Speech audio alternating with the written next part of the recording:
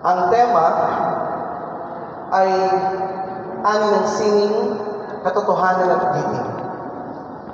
Ito ay nagsisilbing paalala na ang ating mga kultural na pahayag ay hindi lamang mga bakas ng nakaraan, kundi mga buhay na mga kasangkapan para sa isang masaganang kinabukasan.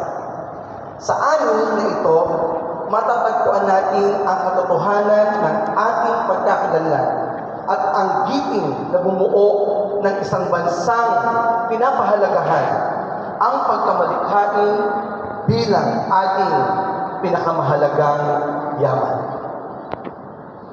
Ang anihan sa mga rehiyon at ang SDGs.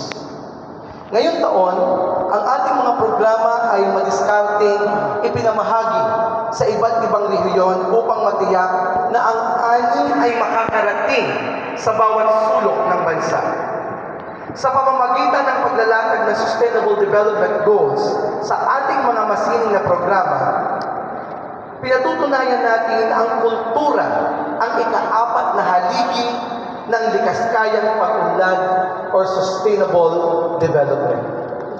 Meron po tayo sa Los Baños, Laguna, sa Palo Lake sa Visayas, sa Butuan at sa Davao sa Mindanao, at ang National Capital Region kasama ang 5 piling local government.